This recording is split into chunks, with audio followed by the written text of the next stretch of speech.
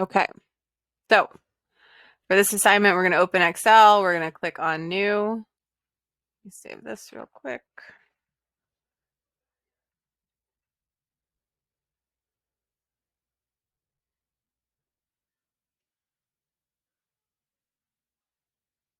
Okay, close this.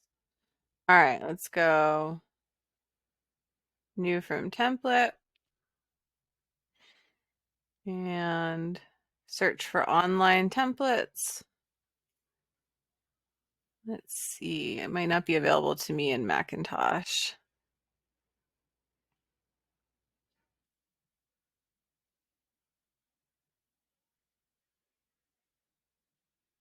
More templates. Okay, so home, more templates. So what's available to me here? All right, popular templates are arranged below. It says college course manager. Ooh, this is my time manager. Okay, so use a template by filling in the expected areas. Okay, so this is a lot. I'm not gonna do this one right now, though it might be helpful for some of you. I'm gonna do this one. Okay, total a list. All right, so books, supplies, tuition.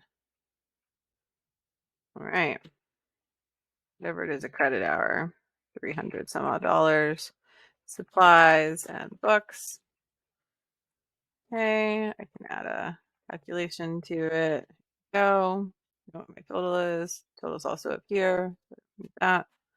Okay, there you go. I could add another item to it. Let's see what happens. So, yes, 315. Nope, didn't pick it up. So, go. Okay, so that's what doing. For example, if you choose a loan horizon schedule, fill in the loan amount, interest rate, and other important data. So let's see what that one is. I didn't see that one. Let me check that template. Mortgage loan calculator. There we go. Okay, so let's look at purchase price. Let's put in today's prevailing rate. Oh, okay. You borrow 300,000. Your loan payment. You were to put. Okay, this will show you how much each payment is based on that. So this might be a little handy thing to do. 3. It doesn't look dynamic. E4 equals E4.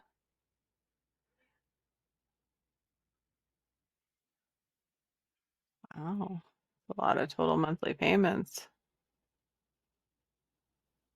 Oh, I see. We're going to change this. So that was the purchase amount. I'm going to change this. Drops down the price significantly.